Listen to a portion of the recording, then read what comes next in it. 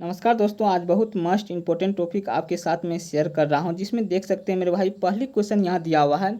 सोने के आभूषण बनाते समय इसमें क्या मिलाया जाता है मेरे भाई? जब सोना के आभूषण आप बनाइएगा तो इसमें क्या मिलाया जाता है मेरे भाई? सोना के आभूषण में तांबा मिलाया जाता है। इस चीज़ों को ध्यान रखना है आपको। तांबा इसलिए मिलाया जाता है ताकि सोना के जो आभूषण बने हुए कठोरता प्रदान करे, यानी कि कठोर हो, ठीक ना। उसके बाद यहाँ यही आंसर ए नंबर सही हो जाएगा मेरे भाई। उसके बाद पारा दिया हुआ है, ये कि एकदम गलत हो जाएगा। प्लेटिनम है, ये भी गलत हो जाएगा मेरे भाई। एल्युमिनियम यहाँ दिया हुआ है, ये भी गलत हो जाएगा, ठीक ना। तो ए नंबर ऑप्शन सही हो जाएगा, क्योंकि सोना की जब आभूषण आप बनाइएगा उसमें कुछ न कुछ मात्रा में तांबा मिक्स किया जाता है, जिससे कि आभूषण थोड़ा सा मजबूती प्रदान हो, ठीक ना। अगर मेरे वीडियो को मेरे भाई पहली बार देख रहे हैं तो जरूर चैनल को सब्सक्राइब कर लीजिएगा और लाइक कीजिएगा मेरे भाई, और वीडियो को शेयर कीजिएगा। आइए मैं चलता हूँ आपके साथ, अगली क्वेश्चन शेयर करता हूँ। लगभग 10 क्वेश्चन इंपॉर्टेंट बताता हूँ आपको, ठीक ना। आप सिर्फ पूरा वीडियो देखिएगा। लैलून बनाने में प्रयुक्त कच्चा पदार्थ है। लैलून बनाने के लिए मेरे भाई प्रयुक्त कच्चा पदार्थ की बात कीजिएगा, यहाँ ए नंबर ऑप्शन दिया हुआ है एथिलीन, जो कि एकदम गलत हो जाएगा, ठीक ना।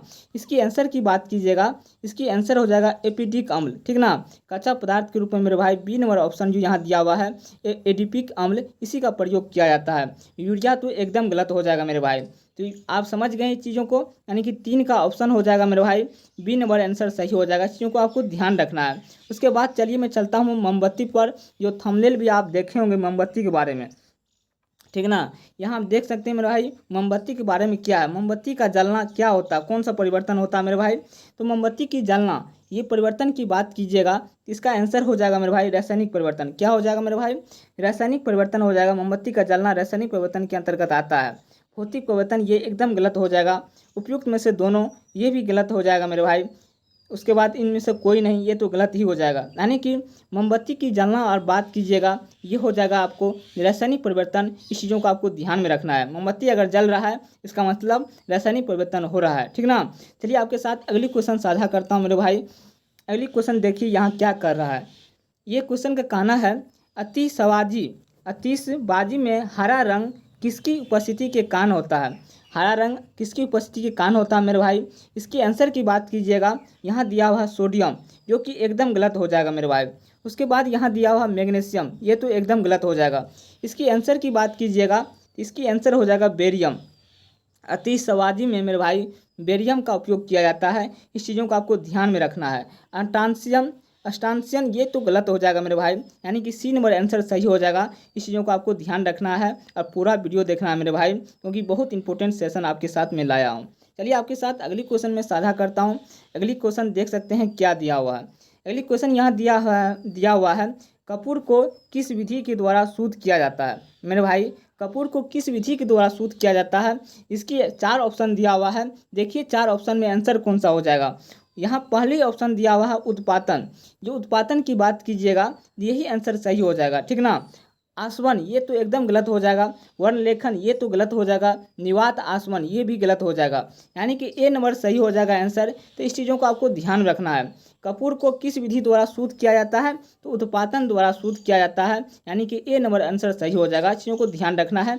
चलिए मैं चलता हूँ आपके साथ, अगली क्वेश्चन साझा करता हूँ मेरे भाई। अगली क्वेश्चन क्या है यहाँ देखिए। अगली क्वेश्चन की बात कीजिएगा तो यहाँ दिया हुआ है निम्न में से कौन सी धातु सदैव मुक्त अवस्था में पाया जाता है मेरे भाई? कौन सा ऐसा धातु है जो मुक्त अवस्था में मेरे भाई पाया जाता है? तो इसका आंसर हो जाएगा सोना, जो हमेशा मुक्त अवस्था में पाया जाता है और सदैव मुक्त अवस्था में पाया जाता है। उसके बाद यहाँ यूरेनियम दिया हुआ है, यूरेनियम एकदम गलत हो जाएगा मेरे भाई। उसके बाद पारा दिया हुआ है, पारा भी गलत हो जाएगा। उसके बाद नियोन दिया हुआ है, नियोन भी गलत हो जाएगा। यानी कि सोना दिया हुआ है, जो हमेशा मुक्त अवस्था में पाया जाता है। इस चीज़ों को आपको ध्यान रखना है, ठीक ना। चलिए आपके साथ अगली क्वेश्चन साझा करता हूँ। ये भले ही क्वेश्चन छोटी सी है, आपको देखने में लग रहा होगा, लेकिन तमाम एग्जाम की दृष्टिकोण से परीक्षा में पूछा गया क्वेश्चन ही मैं लेकर आता हूँ। चलिए चलता हूँ आपके साथ, अगली क्वेश्चन साझा करता हूँ। अगली क्वेश्चन देखिए आप क्या है। पुराने तेल के चित्रों के रंगों को फिर से उभारने का काम आता है मेरे भाई। पुराने तेल के जो चित्रों का रंग है उसे फिर से उभारने में काम आता है। कौन सा अम्ल काम आता है मेरे भाई? इस चीज़ों को आपको याद रखना है। इसके आंसर की बात कीजिएगा तो सल्फ्यूरिक अम्ल जो है ये तो एकदम गलत हो जाएगा, इसका प्रयोग नहीं किया जाता है। इसका आंसर हो जाएगा हाइड्रोजन। इसका आंसर क्या हो जाएगा मेरे भाई? इसका आंसर की बात कीजिएगा इसका आंसर हो जाएगा हाइड्रोजन परऑक्साइड। क्या हो जाएगा मेरे भाई? इसका आंसर हो जाएगा हाइड्रोजन परऑक्साइड। भारी जल तो एकदम गलत हो जाएगा। सिरके की अम्ल ये भी गलत हो जाएगा, यानी कि बी नंबर आंसर सही हो जाएगा। इस चीज़ों को आपको ध्यान रखना है, ठीक ना। चलिए आपके साथ अगली क्वेश्चन में साझा करता हूँ। अगली क्वेश्चन की बात कीजिएगा आप, तो अगली क्वेश्चन क्या हो जाएगा? इनमें से कौन सा तत्व सभी रंगीन यौगिक बनाता है मेरे भाई? ऐसा कौन सा तत्व है जो सभी ऐसा कौन सा तत्व है मेरे भाई जो सभी रंगीन यौगिक को बनाता है, ठीक ना। रंगीन यौगिक की बात कीजिएगा मेरे भाई, तो रंगीन यौगिक की अगर बात कीजिएगा, यहाँ क्रोमियम दिया हुआ है। क्या क्रोमियम हो सकता है? जी हाँ, ये सभी रंगीन यौगिक बनाता है। इस चीज़ों को आपको ध्यान रखना है, ठीक ना। वह पोटेशियम दिया हुआ है जो कि एकदम गलत हो जाएगा। एल्युमिनियम दिया हुआ है, एल्युमिनियम भी गलत हो जाएगा। सोडियम दिया हुआ है, सोडियम भी गलत हो जाएगा। यानी कि ए नंबर आंसर सही हो जाएगा। इस चीज़ों को आपको ध्यान रखना है। यानी कि निम्न में से कौन सा तत्व रंगीन यौगिक का निर्माण करता है मेरे भाई? इसका आंसर हो जाएगा क्रोमियम, ठीक ना। चलिए आपके साथ अगली क्वेश्चन में साझा करता हूँ। सबसे हल्का तत्व कौन सा है मेरे भाई? सबसे हल्का तत्व की बात कीजिएगा, यहाँ 4 ऑप्शन दिया हुआ है। हाइड्रोजन दिया हुआ है मेरे भाई, हीलियम दिया हुआ है मेरे भाई, उसके बाद सोडियम दिया हुआ है, उसके बाद पोटेशियम दिया हुआ है। सबसे हल्का तत्व की बात कीजिएगा तो आंसर हो जाएगा हाइड्रोजन। क्या हो जाएगा मेरे भाई? हाइड्रोजन हो जाएगा, जो सबसे हल्का तत्व की श्रेणी में आता है मेरे भाई। सबसे हल्का तत्व आ जाएगा हाइड्रोजन। इस चीज़ों को आपको ध्यान रखना है। यहाँ हीलियम गलत हो जाएगा, सोडियम गलत हो जाएगा, पोटेशियम ये भी गलत हो जाएगा। इसकी आंसर क्या हो जाएगा हल्का तत्व में? हाइड्रोजन हो जाएगा। इस चीज़ों को आपको ध्यान रखना है मेरे भाई। अगर पूरा वीडियो आप देखे हैं तो ये वीवीए क्वेश्चन ही आपको पढ़ाया गया है।